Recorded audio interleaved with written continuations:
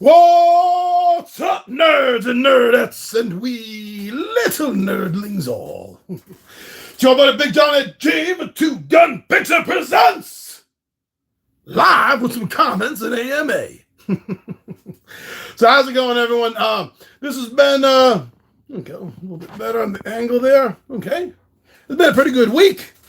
I spent several days doing one of the things I love the most, and that is working with Warlock tiles to build this past weekend's Dungeons & Dragons adventure. Amazing. Absolutely love it. Had a great time. Woo! It was an exhausting weekend after that. So much happening, so much going on. What can I say? I'm an old man. I got exhausted. Sunday night, I passed out before I got a chance to go live.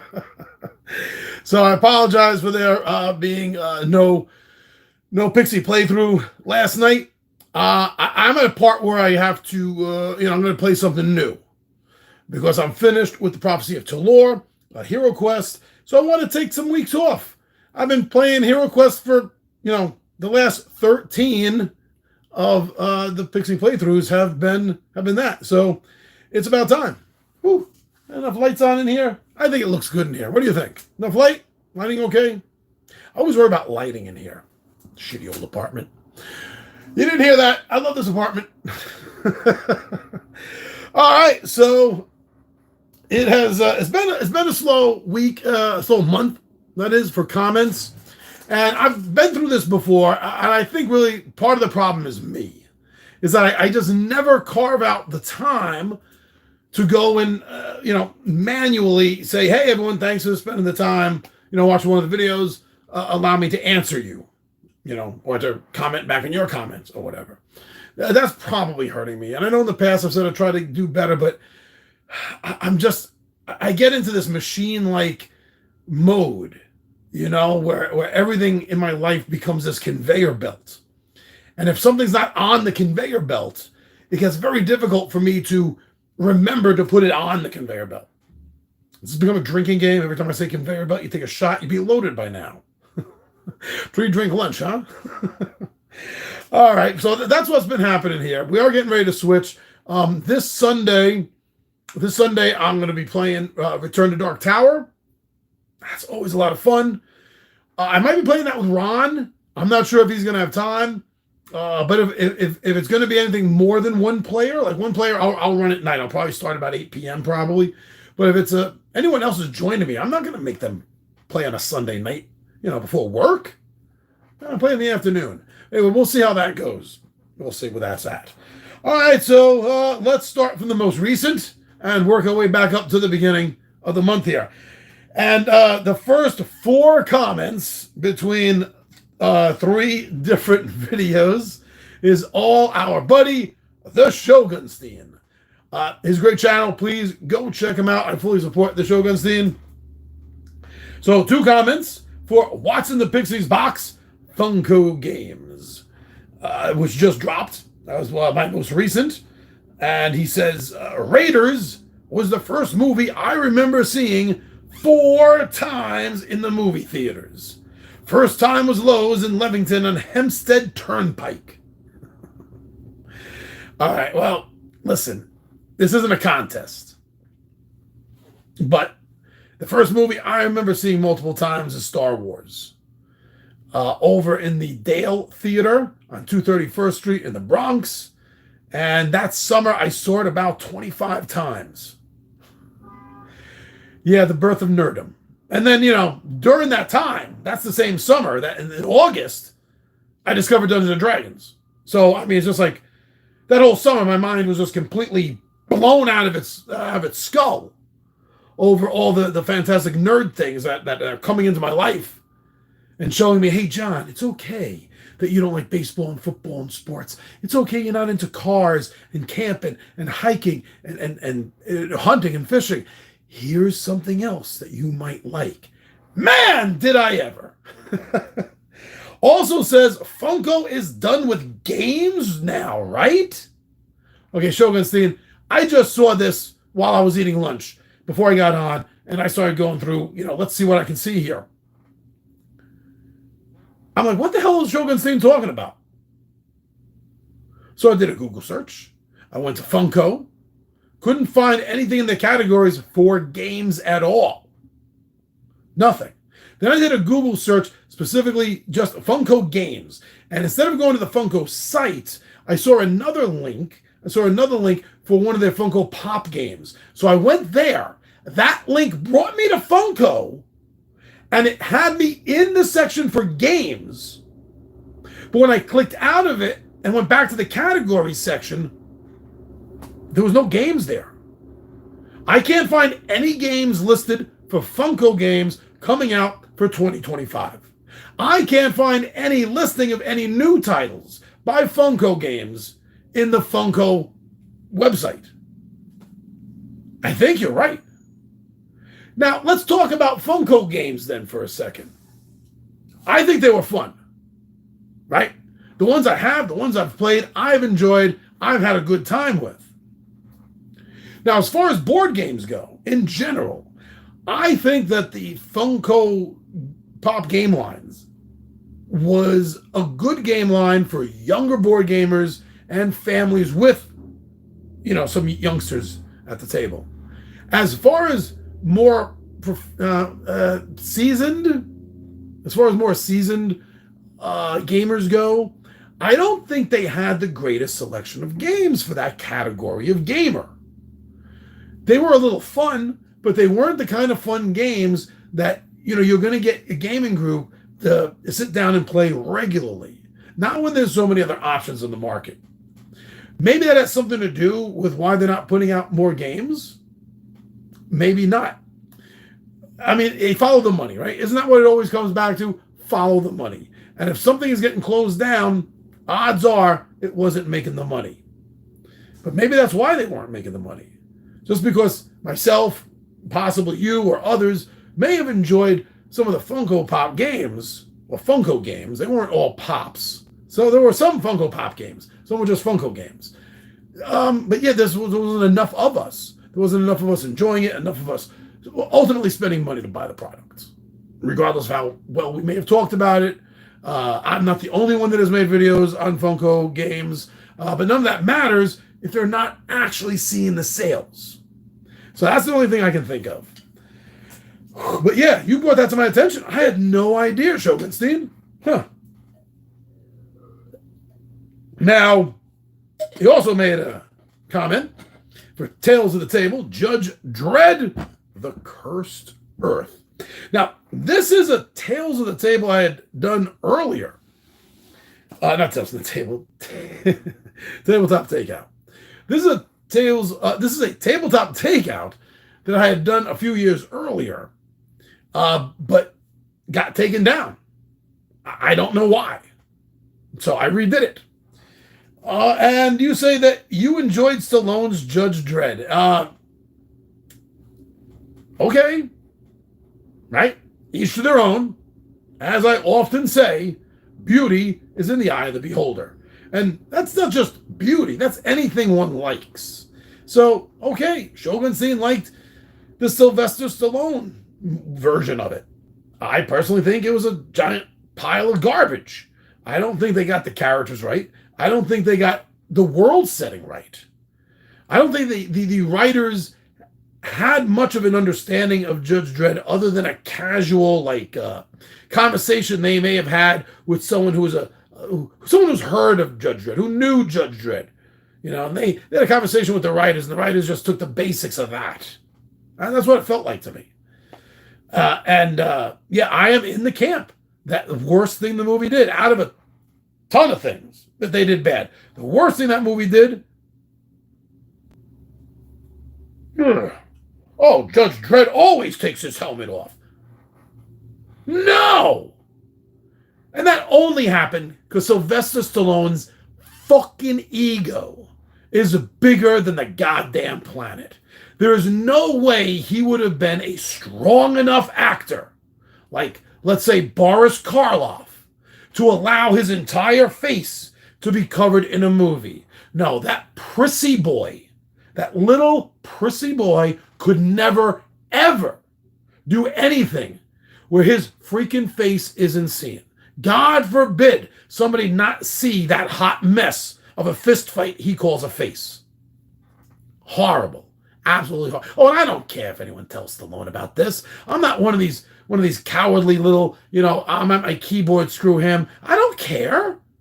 I don't care if he comes and talks to me about it. That's my freaking opinion. If he puts his hands on me, I'll be fucking arrested. I'm allowed my opinion, Sil.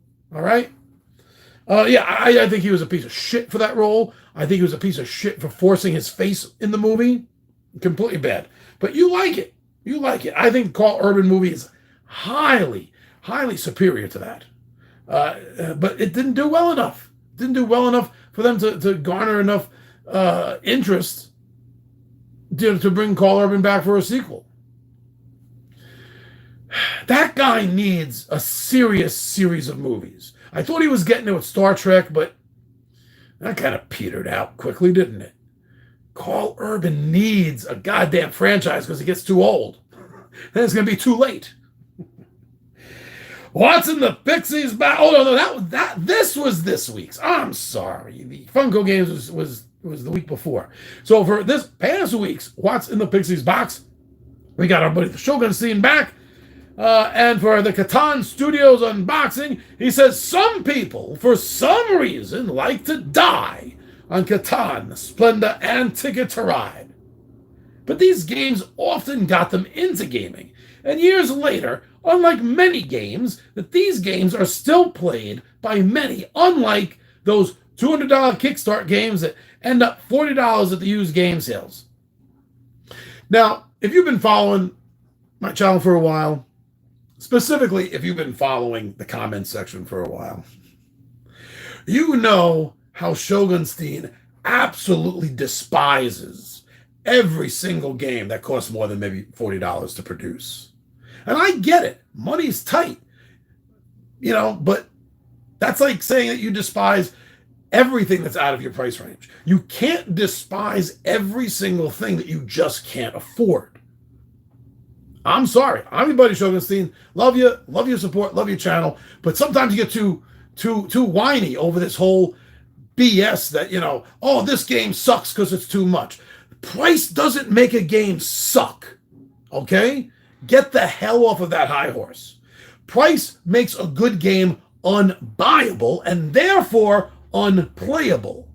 But just because a game is overpriced does not mean the game itself sucks. It just means that there's a certain number of people that will never get to experience that game firsthand, so therefore they never should open their fucking mouths about having an opinion over something they've never tried. Okay? That's the truth. And I get a little tired of seeing these whiny comments from not just anybody that makes a comment about a game sucks just because they can't afford it. Fuck you. Why don't you try saving some money? Why don't you not have 12 goddamn hobbies that you and your wife are supporting with your kids? Try bringing it down, having 2 or 3 hobbies. You have a lot more money for things like vacations and board games. But no, people just like to cry and bitch. I can't afford that game, so it sucks. Nobody should buy it. Nobody should enjoy it. Bam! Speaking as an only child, well, let me rephrase that. Speaking as someone who was raised as an only child for the first 50 years of his life, that's only child syndrome bullshit. That's the whole I can't have something, nobody can have something attitude. It's bullshit. It's bullshit. So, yes, I get the fact that you can't afford some of these games. That doesn't mean they suck. Okay, case in point. I can make this personal. So, and I can't remember the full goddamn name of it now. Hero Quest, right? They had a character expansion box, the first one they came out with, the Champion Knight Guardian or something like that it was called, which they completely underproduced, oversold. When I say oversold, I mean by pre-sales. They oversold this in pre-sales by a tonnage. Massive amounts of people either just got robbed or got sent their money back because there was not enough product made to cover everyone who pre-bought it, which is insane. If they pre-bought it, Why don't you just make at least that minimum? Because they pre-bought it, so therefore you have the money. So what happened then is you have all these some of them like to call themselves collectors. All they are just bullies, okay? And unfortunately, I have a friend of mine that either still does this or used to do this. And that's these idiots that go around buying up limited edition toy stock, game stock, and then going on eBay or Amazon or whatever other third-party site they can find and jacking the price up, sometimes 1,000%. This thing that went for like $30, $25, you can only get for like $400 now from these collectors. Then the boxes are just sitting there unopened in this guy's closet for right now almost like 3 years. Some of these collectors, right? That's when it came out about 3 years ago. And they know nobody's going to spend $400 for it, but they're not going to go down in price for it. Now that's bullshit. That I'll tell you right up front. That is financial bullshit and bullying when people do that. But just because a publisher comes out with a game that they're going to charge $200 or more for doesn't give you the right to say the game sucks because you can't afford it. All it does is give you the right to keep your goddamn mouth shut because you have no experience with the game. You don't know if it's worth it. That's what it comes down to. You know, there's usually somebody I go off on. I'm sorry it was you this time, Shogunstein, but it's not just you. I'm just using you as an example since that's what popped up right now. Now, oh, wow, this is a blast from the past here. I mean, we're going back like 6 years, maybe? 6 years, maybe? So, Pixie Playthrough. More Dungeon Adventures with Alexa. So, Dungeon Adventure was... I'm using the tense correctly. Dungeon Adventures was a online thing you could play with Alexa. It was a you know, basically more or less a choose your own adventure and endless quest style verbal game that Alexa talks you through, you give your answer to, and Alexa tells you what happens, you know, back and forth, just like any kind of RPG style game. And I found it during the COVID lockdown. I was looking for things to do solo, and I found it, and I tried it, and I thought it was kind of fun. And I stick by the fact that I thought the game was fun. So I did some videos on it.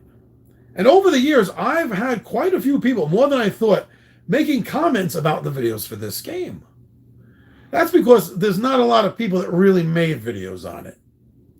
I like to say it's because my videos were so awesome, but honestly, it was because there was just slim pickings. What can I say? I stopped playing it because I had an argument with the developer. I felt as if I had really screwed up several times along the game. I was completely way lost in a hopeless situation. And because I had done some videos, the developer of the game was contacting me, and we were in conversation. He was actively asking for my advice and thanking me for making the videos. So when I brought this to the attention, I said, listen, this is just, everything is just so screwed up. I'm so completely lost. This is not going to be any fun for me at all. If I got to spend the amount of time to try to figure out all the mistakes I made, figure out my way all the way back to where I need to be, I would rather just not play this game again. But is there a way to start over? Because I would start the game over to play it better. And this idiot, I can't remember his goddamn name, but this idiot gets into an argument over me about how stupid it is. He has no way, he cannot fathom why anyone would ever want to start the game over from scratch. Even arguing me that nobody plays a game over from scratch. Nobody plays games twice. You play the game, it's over, it's done. You don't have to go back to it. You don't have to replay it. You don't have to start over. And I'm like, what are you, a moron? What games have you ever played that nobody ever starts over from?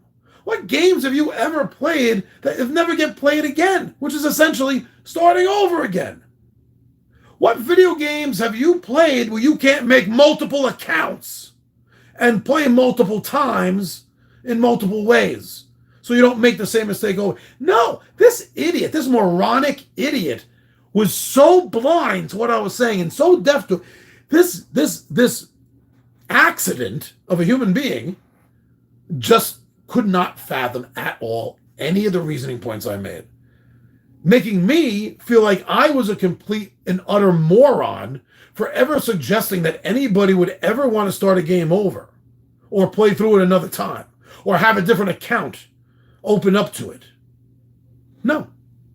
So you know what? I'm glad. I am really glad that Naili Jobanaputra, I think I'm saying that right, V4G, said, "Oh, it shut down permanently. So sad." Good. I'm glad that jerk's product is over. I mean, you go to someone for advice. You go to someone for advice who's making videos, advertising the popularity he sees of your title. He asks one thing which is completely 100% common in all games, video games, board games, RPG games, and you treat that person like they're a retarded moron for bringing up something like that. I'm glad it's over. I hope that schmuck never gets another chance to produce another game. He can go to hell. Friday night fillers or dice conquest, as I done it with one player run through with the rogue. And Spacer X255 said, "Hell yeah! Let's go, Pixie!" I did. I don't think I made many mistakes that were not caught and fixed. I think by the time I got to the end of the game, I was pretty much on point. But that didn't save me. The dragon still ate me. What can I say? That's what happened. And mark off the comments of already. Here we go. Ho, ho, ho. Here we go. Oh, what did I do?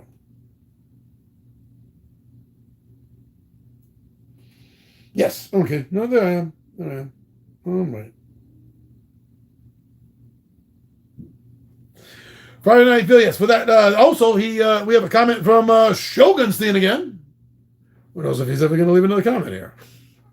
And that is for the two-player game that me and Ron did of Fuse. This was not my first time playing it. It was Ron's first time playing it. It was more intense. I think it was even more intense than a solo game. Because at least in a solo game, you don't have to worry about someone else's doing. You know, even if you could use the help, what you're doing is what you're doing, and you're focused on it 100%. And I found that it's a different mentality when playing multiple players in that game. When you're playing two players, or I imagine more, then you have to deal with things with different tactics. And we lost hard. But it was fun as all hell. Looking forward to it again. More players. Shogunstein. 3 separate comments on one video. That's the Kickstarter dropkick of Tiny Epic Dungeon Adventures by Gamelin Games. I had not done a dropkick or kickstart in probably about a year. Because I don't really do it anymore. It has to be a little bit special for me. It really has to catch my attention. Yeah. I was jumping on board pretty quick last few years. But it's worn off. What can I say? Shogunstein says, "I can never get the game back into the box." Do I need to make a boxing video? I never have a problem. I mean, sometimes, when I say I never have a problem, I mean, I still have to think about it. I have to, visualize, I'm putting this here, this there, so that's going to leave room for this and that. But I don't have a problem. I don't consider that a problem. Is that what you're talking about? I mean, that you can do it, but it just takes you a few minutes to visualize everything, to be able to Tetris it all into the box? Or do you mean you literally just get in that box, shove things in the box, and you can't get it closed? Because that's what it sounds like. I have literally every single Tiny Epic box game. Every one of them. I literally have every one of the expansions that they had come out with. Not all games have the expansion. And yes, I have to think about what I'm doing. I can't just throw it in the box. I have to think about it. But I've never had a problem. I've always gotten them all into the box. They're not like, the boxes aren't all jacked. They aren't all like sticking up, instead of being, smooth. They're not like that. They're flush. That's the word I'm looking for. They're flush. I don't know. Are you just in a rush? This is one thing I can think of. Maybe you're just in a rush and you're just shoving everything in. And they're like, why won't it close? I know you take martial arts. This is the same thing. And I mean that because of discipline. Take a deep breath. Look at the puzzle in front of you and solve it. Because it is solvable. A lot easier than a Rubik's Cube. I don't know. It's always super easy for me, man. I don't know. I could never complete all of the contents that you get in their games. Okay, that seems like a reasonable thing to say. If you only have so much time dedicated to play, I mean, if you can only play a game once or twice, you're never going to get to all the content.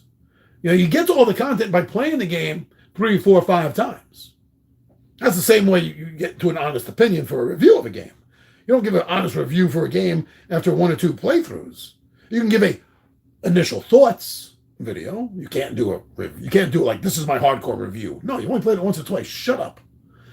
But if you play these games multiple times, like most people hope they're going to play a game. You spend $40 on a game, you don't want to play it once or twice. You want to play it, at least 4 or 5 times to make it worth it. Make it the equivalent of $10 each time you play. Think of it, if somebody's into money, that's what you got to think about.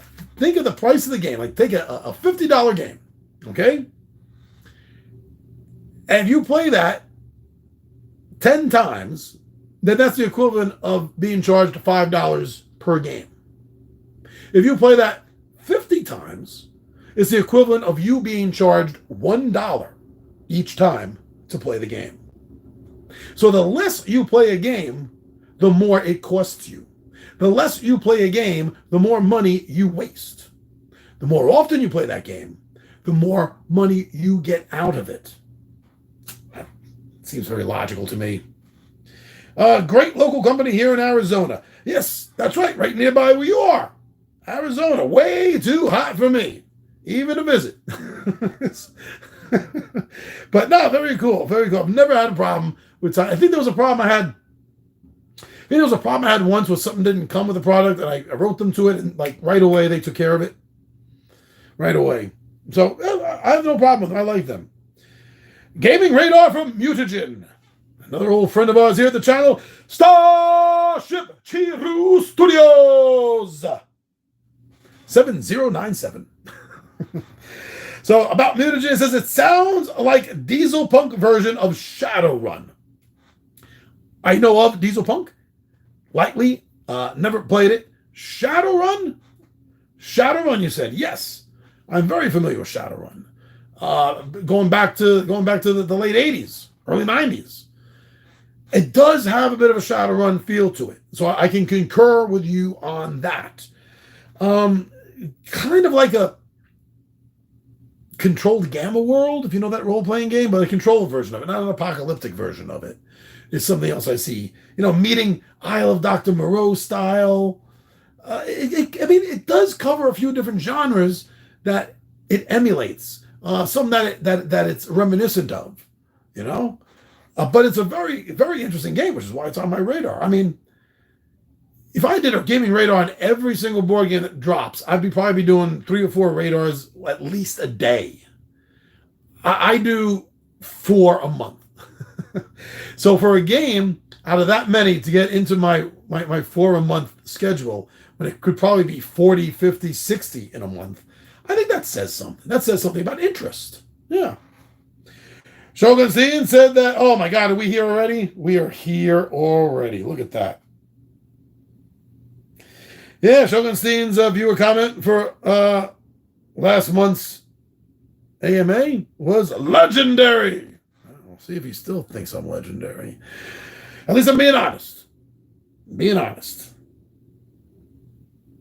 Yep. And we're back to the rest of the bits that I've already been talking about here. Last comment section. Well, let's. I didn't get a chance to jump on and see about any live chats that were happening while I was here. None. I saw this. We had a few visitors pop in while I was ranting and raving and quoting.